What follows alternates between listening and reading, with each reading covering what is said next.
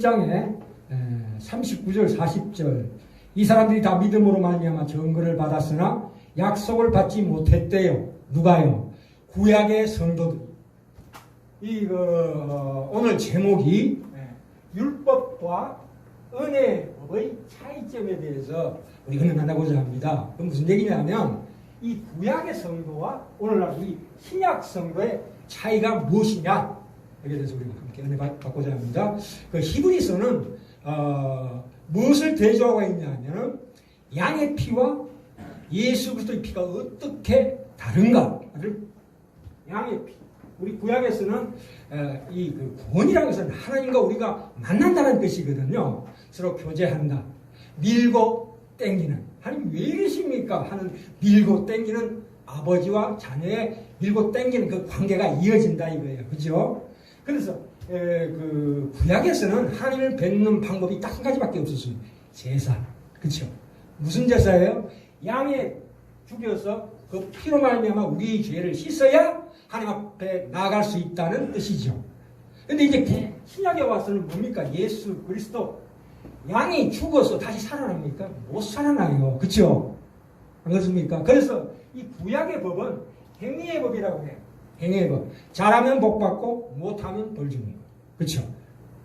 내가 하나님께 순종하면 복 주고 불순종하면 벌 주는 거지요. 그래서 물론 이 순종이라는 것이 항상 구약 성도들도 그래요. 가다 끝에 가서 겨우 순종합니다. 대부분. 그렇죠?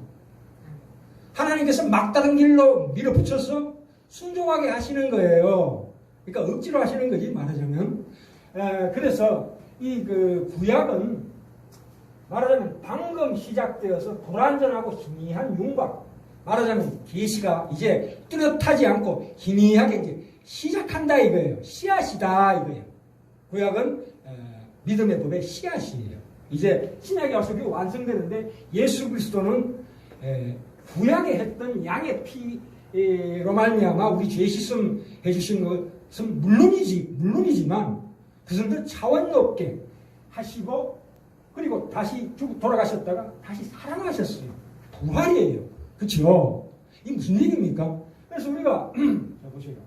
이 믿음이란 것이 그 다니엘과 세 친구의 경우를 들어서 다니엘서 3장 6장에서 그 전번에 말씀드렸죠. 이 다니엘과 세 친구의 믿음이라는 것은 바로 이 행위의 법이에요. 이 사람들은 우상에 절하지 않았습니다.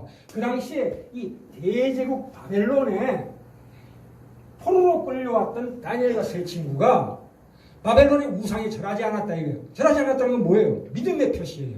그렇죠? 그는 믿음이 있었습니다. 믿음이 있었다고요. 어떤 믿음? 트러스트. 믿음은 두 가지가 있다고 그랬죠. 인간이 하는 트러스트라는 믿음이 있다고. 이 믿음을 가지고 있는 사람들이에요. 오늘 우리를 비춰봅시다. 우리도 이런 믿음을 가져야 돼요. 우상에 절하라 절대 하지 않겠다. 바로 그런 믿음이죠.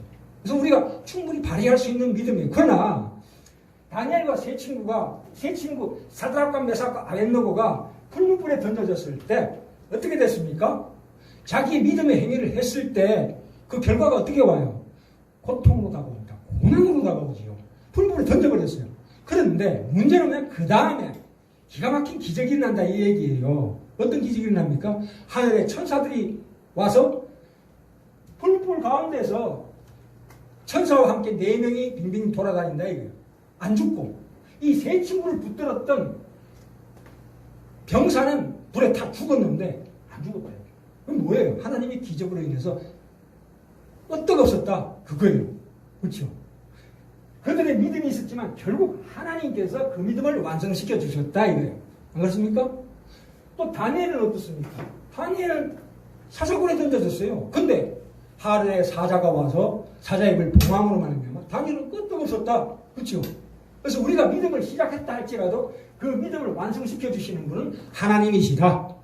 그 뜻이에요. 그래서 이 두 가지가 다 하나가 되는 게 바로 신약의 성도의 물론 이거는 기본이고 더 들어가면 더 놀라운 얘기가 나옵니다. 그건 조금 이따 말씀드리기로 하고 추석에 참 그 나훈아의 테스형이라는 노래로 말하면 장안에 화제가 됐는데요. 시예요. 시. 그 나훈아 씨가 아버지 산소 앞에서 그 아버지 죽음 앞에서 눈물을 흘리면서 지은 시예요. 시를 음악에 띄워 보낸 거거든. 이 성경은 시요, 음악이요, 그림이요. 참 기가 막힌 오케스트라예요.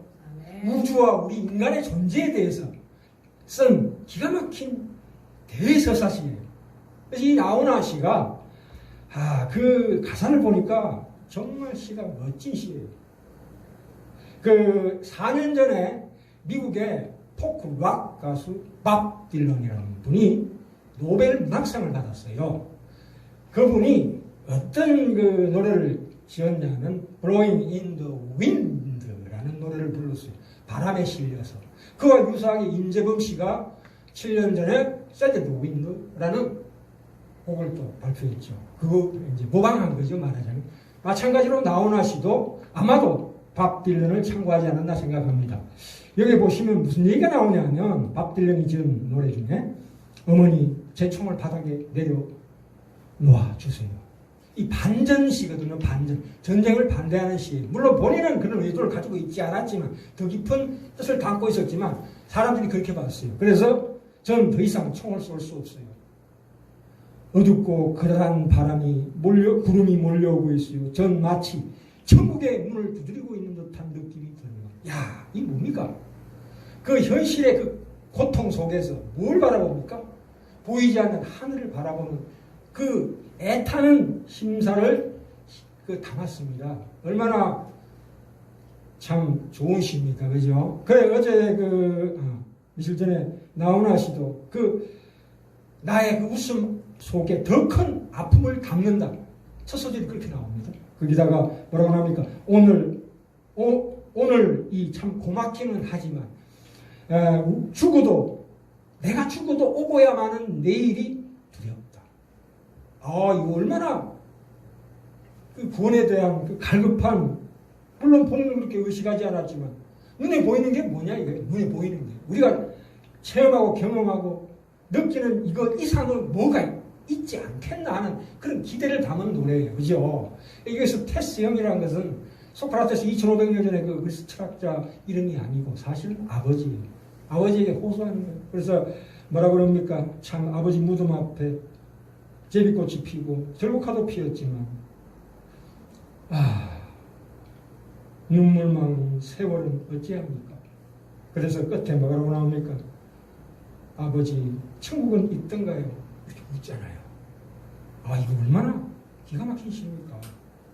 그 단순한 트로트 가사에 이런 걸 집어넣었다는 게 참 대단한 겁니다. 정치적인 문제를 관두고 본인의 그 고통과 괴로움을 얼마나 담아내는 이 인생이란 건 말이죠. 시예요, 시. 욥기 12장에 보시면 어두운 가운데서 하나님은 어두운 가운데서 은밀한 것을 드러내신대요. 어두운 가운데서 이 세상의 고통과 슬픔과 그 속에서 진짜 중요한 것을 드러내신대요. 죽음의 그늘을 광명한 대로 나오게 하시며 빛없이 캄캄한 데를 드듬게